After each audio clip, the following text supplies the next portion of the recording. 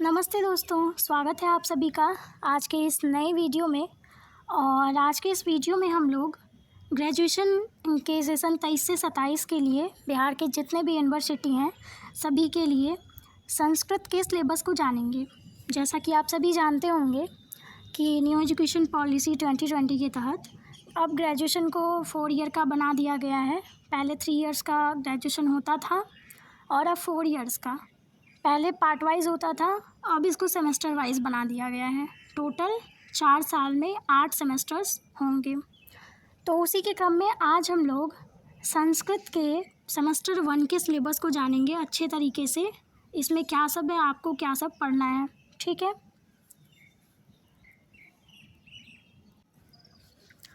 तो अब जो है, अब ग्रेजुएशन जो 4 साल का है ये बहुत ही ज़्यादा अच्छा है पहले की अपेक्षा। पहले क्या होता था कि लोग गेस पेपर वगैरह लेके पढ़ लेते थे, और अब जो है इस सिलेबस को बहुत ज़्यादा क्रिएटिव बनाया गया है, बहुत ज़्यादा डायनेमिक है। और इस सिलेबस को कंप्लीट करने के बाद जो 4 साल का ग्रेजुएशन है, इसको कंप्लीट करने के बाद कहीं ना कहीं आपको अपने आप में ये लगेगा कि जब मैं 12th में था या थी, उसके बाद जब आप 4 साल ग्रेजुएशन करके निकलेंगे तो आपको लगेगा कि हाँ, आपके अंदर कुछ ना कुछ क्वालिटी है, ठीक है। तो आप इन 4 साल को बहुत अच्छे तरीके से यूटिलाइज़ कीजिए। और इसमें जो भी सिलेबस में है, आपने जो भी पेपर्स रखे हैं, ठीक है, टीचर्स की मदद से, आप अपने कॉलेज में टीचर्स की मदद से अपने को खूब इम्प्रूव कीजिए, ठीक है। और जो यहाँ पे संस्कृत का सिलेबस है, बहुत अच्छे तरीके से आप इसे पढ़िए।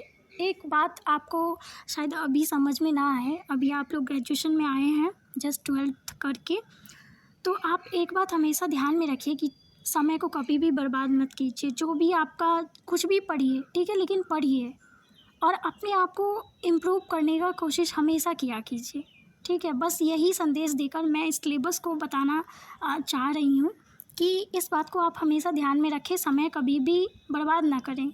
ये जीवन में अगर आपने मूल मंत्र को अपना लिया तो शायद आप जो भी चाहते हैं वो निश्चित रूप से आप अचीव कर लेंगे, ठीक। तो आइए आज हम लोग सेमेस्टर 1 के सिलेबस को देखते हैं। इस सिलेबस इसमें आपको क्या सब पढ़ना है, ठीक है। तो सबसे पहले आपको पता ही है कि 8 सेमेस्टर होगा टोटल 4 साल में।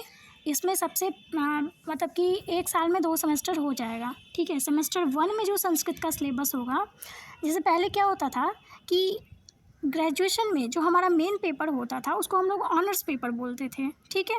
अब यहाँ पे इसको क्या किया गया है, इसको मेजर कोर्स बोला गया है। अगर आपने सिलेबस को देखा होगा तो वहाँ पे सबसे पहले आपने देखा होगा मेजर कोर्स, ठीक है। अब वो मेजर कोर्स कौन सा होगा, जिस सब्जेक्ट से आप ग्रेजुएट होना चाहते हैं, मीन्स अगर पहले की भाषा में अगर हम बोले तो वो ऑनर्स पेपर, ठीक है, वही मेजर कोर्स हुआ। तो सेमेस्टर 1 के लिए संस्कृत मेजर कोर्स का जो सिलेबस है वो ये है जो आपको स्क्रीन पे दिख रहा है। अब इसमें क्या सब है वो हम देख लेते हैं। तो दोस्तों, जैसा कि आप सबने सुना होगा, मुखम व्याकरणम स्मृतम, ठीक है, यानी कि जो वेद के 6 अंग होते हैं उसमें व्याकरण को क्या माना गया है, वेद का मुख माना गया है, ठीक। तो आप सब ने कहीं ना कहीं ये पहले सुना होगा, या फिर ये एक समझ की बात है कि जब हम लोग संस्कृत सीखते हैं तो सबसे पहले हम लोग व्याकरण को सीखते हैं। बिना व्याकरण के तो आप श्लोक भी नहीं पढ़ पाएंगे, उच्चारण नहीं कर पाएंगे, उसके अर्थ को नहीं समझ पाएंगे। इसीलिए आप देखिए कि सिलेबस को कितने अच्छे तरीके से यहाँ पे डिज़ाइन किया गया है। पहले का सिलेबस कुछ इस तरह का नहीं था जैसा मैं समझती हूँ। तो अब जो सिलेबस है काफ़ी बेहतर है, काफ़ी अच्छे से आप लोग पढ़िए, ठीक है। तो सिलेबस में सबसे पहले सेमेस्टर 1 के सिलेबस में यहाँ पे व्याकरण आप लोगों को दिया गया है पढ़ने के लिए, ताकि बच्चे व्याकरण पढ़ के संस्कृत के अपने बेसिक समझ को बढ़ाए, ठीक है। और व्याकरण के बाद ही आप लोग संस्कृत पढ़ना, अच्छे से बोलना, ये सब सीखेंगे, अर्थ निकालना। इसीलिए यहाँ पे सबसे पहले सेमेस्टर 1 में संस्कृत में व्याकरण को रखा गया है, ठीक है। अब देखिए, व्याकरण में जैसा कि आप सब ने पहले पढ़ा होगा, सामान्य व्याकरण की जो पुस्तकें आती है उससे आप सब ने पढ़ा होगा। अब यहाँ पे आपको लघु सिद्धांत कौमुदी, जो आपको अभी स्नातक में व्याकरण की जो पुस्तक होगी वो लघु सिद्धांत कौमुदी से होगी, ठीक है। सामान्य वाली जो पहले बुक हम लोग पढ़ते थे वो अब यहाँ पे नहीं चलेगा, आपको लघु सिद्धांत कौमुदी से पढ़ना होगा, ठीक है। यहाँ पे उससे ज़्यादा अच्छे तरीके से दिया गया है ठीक है, उसको भी आप साथ में रखेंगे, उसको भी आप सबसे पहले एक बार रिवाइज़ करेंगे, उसके बाद आप इस पे आएंगे।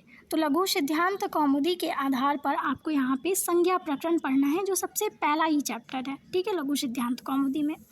उसके बाद आपको संधि प्रकरण पढ़ना है। संधि प्रकरण में आपको स्वर संधि, व्यंजन संधि, विसर्ग संधि, इसमें आपको लग रहा होगा कि ये सारे आपने पहले से पढ़ रखे हैं, लेकिन यहाँ पे आपको कुछ विस्तार से पढ़ना होगा। इसके अंतर्गत जो भी सूत्र हैं आपको पहले से अधिक मिलेंगे और पहले से ज़्यादा आपको इसमें विस्तार करके समझना होगा, पढ़ना होगा। संधि प्रकरण हो गया। उसके बाद आपको लकार परिचय पढ़ना है, ठीक है। आपने पहले से लकार पढ़े होंगे, लट लकार, लोट लकार, लंग लकार, विधिलिंग लकार, लिट लकार, ये सारे आपको यहाँ पे पढ़ने हैं। उसके बाद आपको यहाँ पे सुबंत और तिगंत प्रकरण पढ़ना है। सुबंत के अंतर्गत आपको जो शब्द रूप पढ़ने हैं वो है राम, लता, नदी, फल, वारी, साधु, ठीक है, ये सारे हैं। और उसके बाद तिगंत प्रकरण के अंतर्गत जो आपको धातु पढ़ना है वो है भू, गम, से, व्री, लव, ठीक है, राम, सिंह, शु, ये सब आपको पढ़ना है। और उसके बाद आपको अनुवाद पढ़ना है। अनुवाद आपको सीखना है हिंदी टू संस्कृत, संस्कृत टू हिंदी। तो आप यहाँ पे देख सकते हैं, मुझे तो काफ़ी अच्छा इसका सिलेबस लगा। पहले जो लोग ग्रेजुएशन करते थे कैसे भी गेस्ट पेपर वगैरह लेके और पास कर गए, यहाँ पे जो सिलेबस है बहुत ही अच्छा है। सबसे पहले यहाँ पे आपको ग्रामर पढ़ने के लिए दिया गया है, संस्कृत व्याकरण पढ़ने के लिए दिया गया है।